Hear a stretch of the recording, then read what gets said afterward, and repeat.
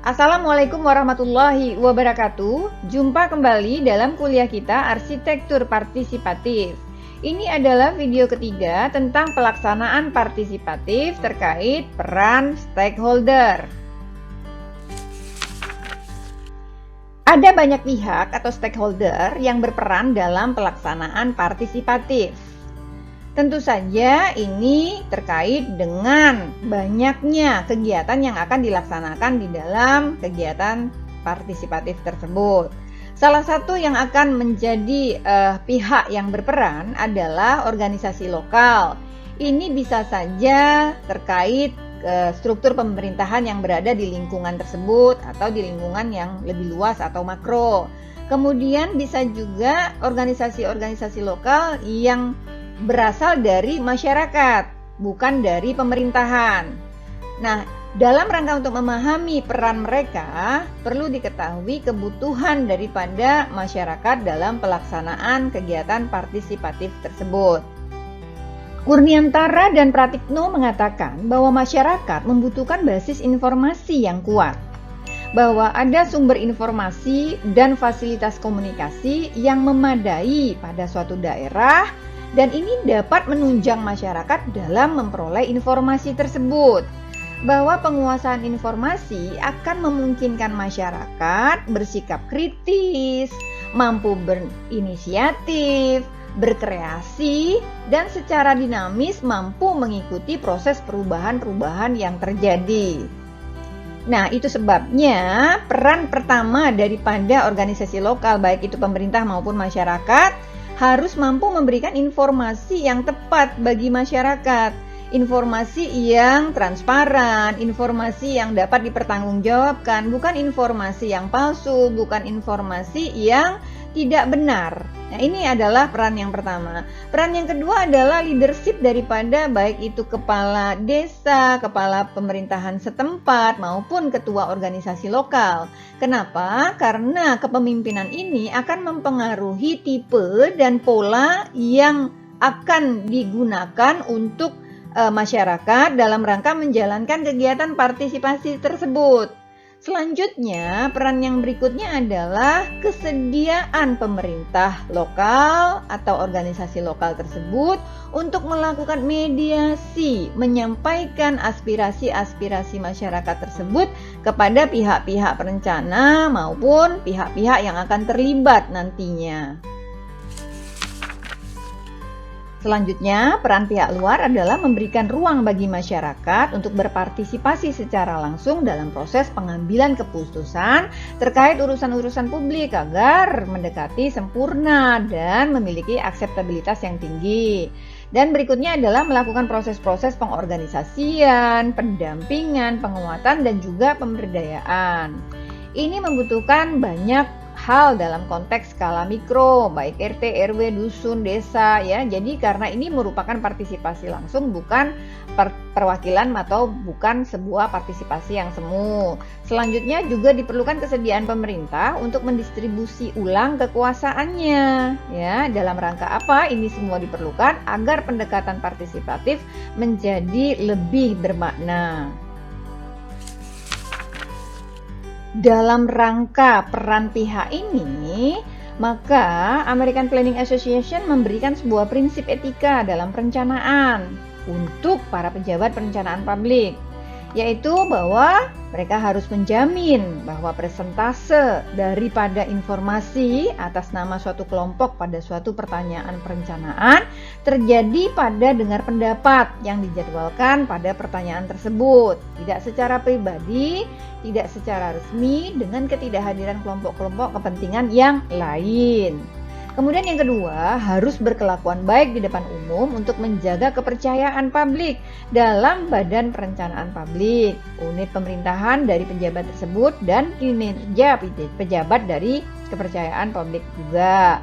Kemudian yang ketiga, yang akan menerima beberapa keuntungan pribadi dari suatu keputusan perencanaan publik ini harus tidak diikutsertakan dalam keputusan tersebut untuk menghindari konflik kepentingan dan kemunculan ketidaklayaan.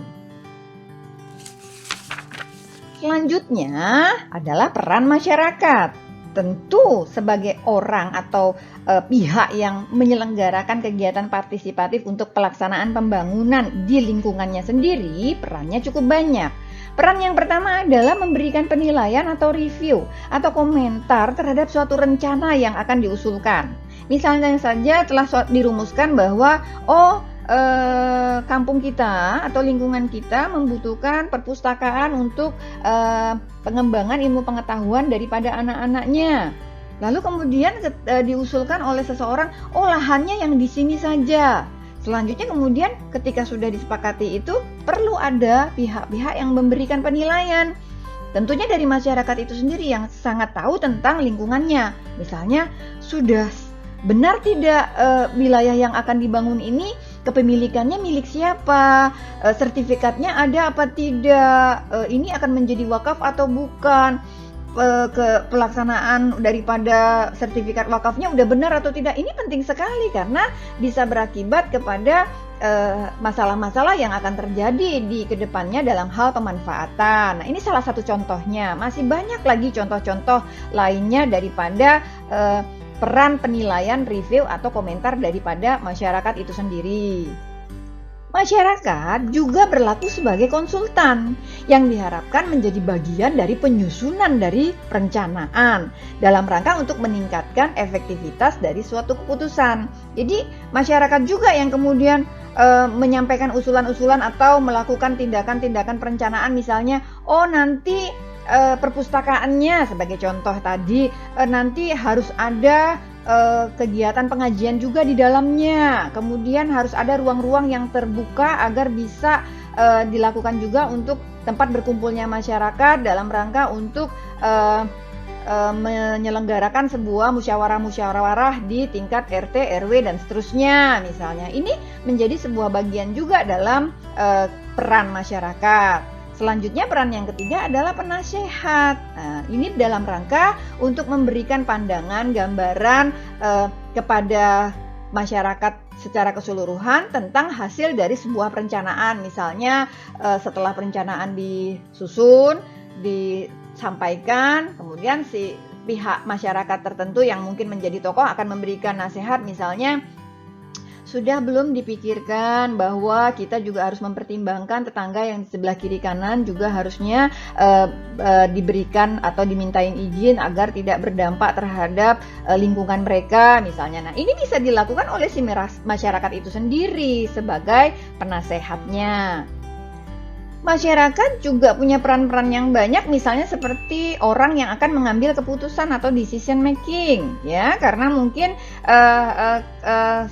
sebuah perencanaan sudah dilaksanakan, sudah dirumuskan, kemudian mereka akan memutuskan apakah perencanaan ini akan menjadi sebuah keputusan bersama.